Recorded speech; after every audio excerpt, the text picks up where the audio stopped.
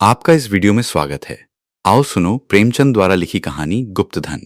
बाबू हरिदास का ईंटों का पजावा शहर से मिला हुआ था। आसपास के देहातों से सैकड़ों स्त्री पुरुष लड़के नित्य आते और पजावे से ईंट सिर पर उठाकर ऊपर कतारों से सजाते। एक आदमी पजावे के पास एक टोकरी में कौड़ियां लिए बैठा रहता था। मजदूरों को ईंटों की संख्या के हिसाब से कौड़ियां बांटता।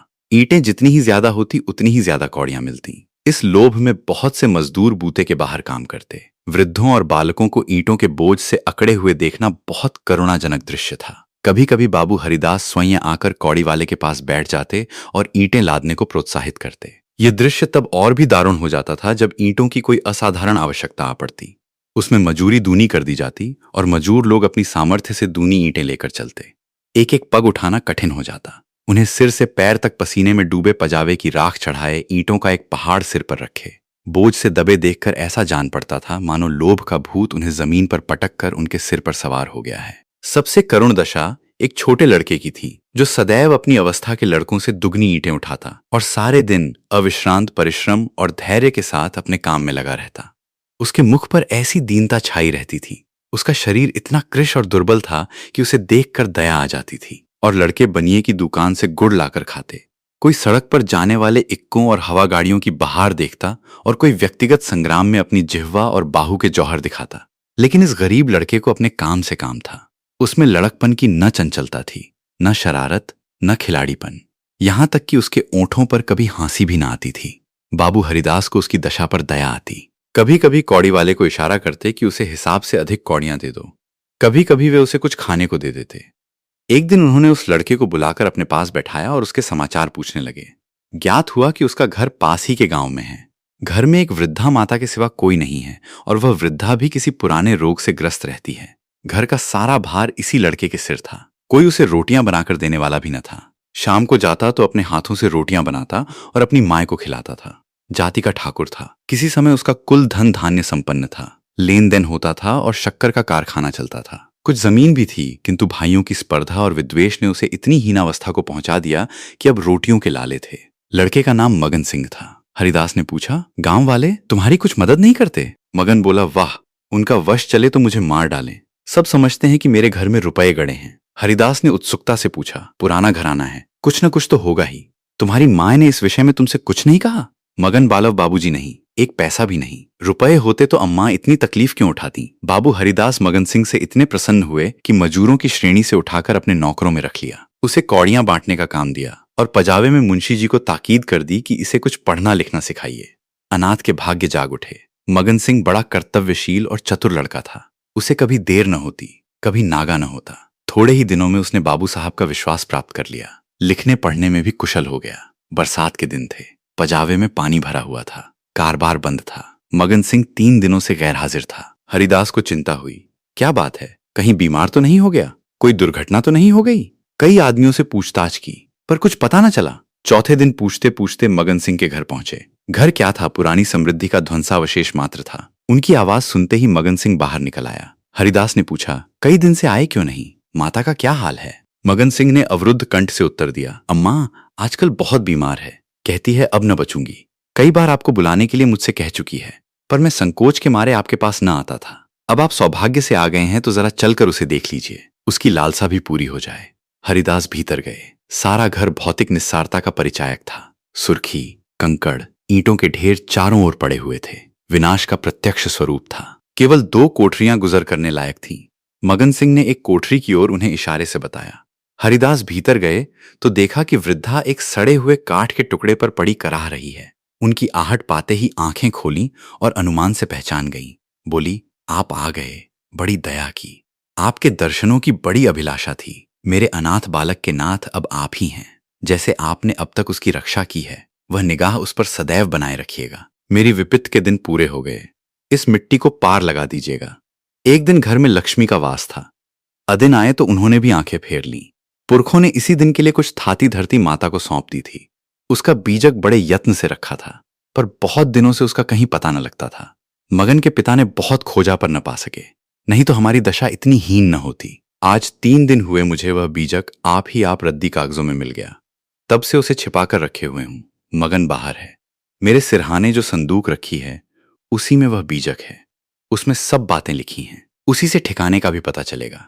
अवसर मिले तो उसे खुदवा डालिएगा, मगन को दे दीजिएगा। यही कहने के लिए आपको बार बार बुलवाती थी। आपके सिवा मुझे किसी पर विश्वास न था। संसार से धर्म उठ गया, किसकी नीयत पर भरोसा किया जाए। हरिदास ने बीजक का समाचार किसी से न कहा। नीयत बिगड़ गई, दूध में मक्खी पड़ गई। बीजक से ज्ञात हुआ कि धन उस घर से 500 डग पश्चिम की ओर एक मंदिर के चबूतरे के नीचे है। हरिदास धन को भोगना चाहते थे, पर इस तरह की किसी को कानो कान खबर न हो। काम कष्ट साध्य था, नाम पर धब्बा लगने की प्रबल आशंका थी, जो संसार में सबसे बड़ी यंत्रणा है। कितनी घोर नीचता थी। जिस अनाथ की रक्षा की, जिसे बच्चे की भांति पाला, उसके साथ विश्वासघात। कई दिनों तक आत्मवेदना की पीड़ा सहते रहे। अंत में कुतर्कों ने विवेक को परास्त कर दिया। मैंने कभी धर्म का परित्याग नहीं किया और न कभी करूंगा। क्या कोई ऐसा प्राणी भी है जो जीवन में एक बार भी विचलित न हुआ हो? यदि है तो वह मनुष्य नहीं, देवता है। मैं मनुष्य हूं। मुझे देवताओं की पंक्ति में बैठने का दावा नहीं है। मन को समझाना बच्चे को फुसलाना है। हरिदास सांझ को सैर करने के लिए घर से निकल जाते। जब चारों ओर सन्नाटा छा जाता तो मंदिर के चबूतरे पर आ बैठते और एक कुदाली से उसे खोदते। दिन में 2-1 बार इधर उधर ताक झांक करते कि कोई चबूतरे के पास खड़ा तो नहीं है। रात की निस्तब्धता में उन्हें अकेले बैठे ईंटों को हटाते हुए उतना ही भय होता था जितना किसी भ्रष्ट वैष्णव को आमिष भोजन से होता है। चबूतरा लंबा चौड़ा था। उसे खोदते 1 महीना लग गया और अभी आधी मंजिल भी तय न हुई। इन दिनों उनकी दशा उस पुरुष की सी थी जो कोई मंत्र जगा रहा हो। चित्त पर चंचलता छाई रहती, आंखों की ज्योति तीव्र हो गई थी। बहुत गुमसुम रहते, मानो ध्यान में हो। किसी से बातचीत न करते। अगर कोई छेड़कर बात करता तो झुंझला पड़ते। पजावे की ओर बहुत कम जाते। विचारशील पुरुष थे। आत्मा बार बार इस कुटिल व्यापार से भागती। निश्चय करते कि अब चबूतरे की ओर न जाऊंगा, पर संध्या होते ही उन पर एक नशा सा छा जाता। बुद्धि विवेक का अपहरण हो जाता। जैसे कुत्ता मार खाकर थोड़ी देर के बाद टुकड़े की लालच में जा बैठता है, वही दशा उनकी थी। यहां तक कि दूसरा मास भी व्यतीत हुआ। अमावस की रात थी। हरिदास मलिन हृदय में बैठी हुई कालिमा की भांति चबूतरे पर बैठे हुए थे। आज चबूतरा खुद जाएगा। जरा देर तक और मेहनत करनी पड़ेगी। कोई चिंता नहीं। घर में लोग चिंतित हो रहे होंगे, पर अभी निश्चित हुआ जाता है कि चबूतरे के नीचे क्या है। पत्थर का तहखाना निकल आया तो समझ जाऊंगा कि धन अवश्य होगा। तहखाना न मिले तो मालूम हो जाएगा कि सब धोखा ही धोखा है। कहीं सचमुच तहखाना न मिले तो बड़ी दिल्लगी हो, मुफ्त में उल्लू बनूं। पर नहीं, कुदाली खटखट बोल रही है। हाँ, पत्थर की चट्टान है। उन्होंने टटोल कर देखा। भ्रम दूर हो गया। चट्टान थी। तहखाना मिल गया। लेकिन हरिदास खुशी से उछले कूदे नहीं। आज वे लौटे तो सिर में दर्द था। समझे थकान है, लेकिन यह थकान नींद से न गई। रात को ही उन्हें जोर से बुखार हो गया। 3 दिन तक ज्वर में पड़े रहे। किसी दवा से फायदा न हुआ। इस रुग्णावस्था में हरिदास को बार बार भ्रम होता था, कहीं ये मेरी तृष्णा का दंड तो नहीं है। जी में आता था मगन सिंह को बीजक दे दूं और क्षमा की याचना करूं, पर भंडाफोड़ होने का भय मुंह बंद कर देता था। न जाने ईसा के अनुयायी अपने पादरियों के सम्मुख कैसे अपने जीवन भर के पापों की कथा सुनाया करते थे। हरिदास की मृत्यु के पीछे यह बीजक उनके सुपुत्र प्रभुदास के हाथ लगा। बीजक मगन सिंह के पुरखों का लिखा हुआ है, इसमें लेशमात्र भी संदेह न था। लेकिन उन्होंने सोचा पिताजी ने कुछ सोचकर ही इस मार्ग पर पग रखा होगा। वे कितने नीतिपरायण, कितने सत्यवादी पुरुष थे। उनकी नीयत पर कभी किसी को संदेह नहीं हुआ। जब उन्होंने इस आचार को घृणित नहीं समझा तो मेरी क्या गिनती है। कहीं यह धन हाथ आ जाए तो कितने सुख से जीवन व्यतीत हो। शहर के रईसों को दिखा दूं कि धन का सदुपयोग क्यों कर होना चाहिए। बड़े बड़ों का सिर नीचा कर दूं, कोई आंखें न मिला सके। इरादा पक्का हो गया। शाम होते ही वे घर से बाहर निकले। वही समय था, वही चौकन्नी आंखें थीं और वही तेज कुदाली थी। ऐसा ज्ञात होता था मानो हरिदास की आत्मा इस नए भेष में अपना काम कर रही है। चबूतरे का धरातल पहले ही खुद चुका था। अब संगीन तहखाना था। जोड़ों को हटाना कठिन था। पुराने जमाने का पक्का मसाला था। कुल्हाड़ी उचट उचट कर लौट आती थी। कई दिनों में ऊपर की दरारें खुली, लेकिन चट्टानें जरा भी न हिलीं। तब वह लोहे की छड़ से काम लेने लगे, लेकिन कई दिनों तक जोर लगाने पर भी चट्टानें न खिसकी। सब कुछ अपने ही हाथों करना था। किसी से सहायता न मिल सकती थी। यहां तक कि फिर वही अमावस्या की रात आई। प्रभुदास को जोर लगाते 12 बज गए और चट्टानें भाग्य रेखाओं की भांति अटल थीं। पर आज इस समस्या को हल करना आवश्यक था। कहीं तहखाने पर किसी की निगाह पड़ जाए तो मेरे मन की लालसा मन ही में रह जाए। वह चट्टान पर बैठकर सोचने लगे, क्या करूं? बुद्धि कुछ काम नहीं करती। सहसा उन्हें एक युक्ति सूझी। क्यों न बारूद से काम लूं? इतने अधीर हो रहे थे कि कल पर इस काम को न छोड़ सके। सीधे बाजार की तरफ चले। 2 मील का रास्ता हवा की तरह तय किया, पर वहां पहुंचे तो दुकानें बंद हो चुकी थीं। आतिशबाज हीले करने लगा। बारूद इस समय नहीं मिल सकती, सरकारी हुक्म नहीं है। तुम कौन हो? इस वक्त बारूद लेकर क्या करोगे? न भैया, कोई वारदात हो जाए तो मुफ्त में बैंधा बैंधा फिरूं, तुम्हें कौन पूछेगा। प्रभुदास की शांति वृत्ति कभी इतनी कठिन परीक्षा में न पड़ी थी। वे अंत तक अनुनय विनय ही करते रहे, यहां तक कि मुद्राओं की सुरीली झंकार ने उसे वशीभूत कर लिया। प्रभुदास यहां से चले तो धरती पर पांव न पड़ते थे। रात के 2 बजे थे। प्रभुदास मंदिर के पास पहुंचे, चट्टानों की दराजों में बारूद रख पलीता लगा दिया और दूर भागे। एक क्षण में बड़े जोर का धमाका हुआ, चट्टान उड़ गई।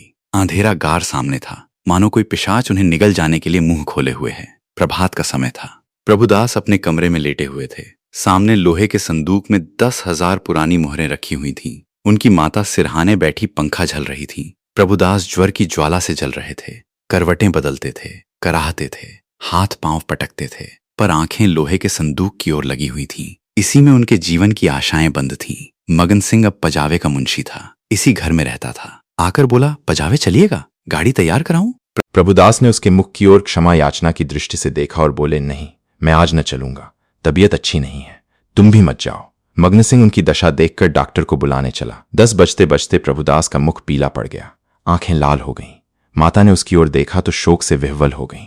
बाबू हरिदास की अंतिम दशा उनकी आंखों में फिर गई। जान पड़ता था ये उसी शोक घटना की पुनरावृत्ति है। ये देवताओं की मनौतियां मना रही थीं, किंतु प्रभुदास की आंखें उसी लोहे के संदूक की ओर लगी हुई थीं जिस पर उन्होंने अपनी आत्मा अर्पण कर दी थी। उनकी स्त्री आकर उनके पैताने बैठ गई और बिलख बिलख कर रोने लगी। प्रभुदास की आंखों से भी आंसू बह रहे थे, पर वे आंखें उसी लोहे के संदूक की ओर निराशापूर्ण भाव से देख रही थीं। डॉक्टर ने आकर देखा, दवा दी और चला गया, पर दवा का असर उल्टा हुआ। प्रभुदास के हाथ पांव सर्द हो गए, मुख निस्तेज हो गया, हृदय की गति मंद पड़ गई, पर आंखें संदूक की ओर से न हटी। मोहल्ले के लोग जमा हो गए। पिता और पुत्र के स्वभाव और चरित्र पर टिप्पणियां होने लगीं। दोनों शील और विनय के पुतले थे, किसी को भूल कर भी कड़ी बात न कही। प्रभुदास का संपूर्ण शरीर ठंडा हो गया था, प्राण था तो केवल आंखों में। वे अब भी उसी लोहे के संदूक की ओर सतृष्ण भाव से देख रही थीं। घर में कोहराम मचा हुआ था। दोनों महिलाएं पछाड़ें खा खाकर गिरती थीं। मोहल्ले की स्त्रियां उन्हें समझाती थीं। अन्य मित्रगण आंखों पर रुमाल जमाए हुए थे। जवानी की मौत संसार का सबसे करुण, सबसे अस्वाभाविक और भयंकर दृश्य है। ये वज्राघात है, विधाता की निर्दय लीला है। प्रभुदास का सारा शरीर प्राणहीन हो गया था, पर आंखें जीवित थीं। वे अब भी उसी संदूक की ओर लगी हुई थीं। जीवन ने तृष्णा का रूप धारण कर लिया था। सांस निकलती है, पर आस नहीं निकलती। इतने में मगन सिंह आकर खड़ा हो गया। प्रभुदास की निगाह उस पर पड़ी। ऐसा जान पड़ा मानो उनके शरीर में फिर रक्त का संचार हुआ। अंगों में स्फूर्ति के चिन्ह दिखाई दिए। इशारे से अपने मुंह के निकट बुलाया, उसके कान में कुछ कहा। एक बार लोहे के संदूक की ओर इशारा किया और आंखें उलट गईं, प्राण निकल गए। ये थी प्रेमचंद द्वारा लिखी कहानी गुप्तधन। वीडियो में अंत तक बने रहने के लिए धन्यवाद।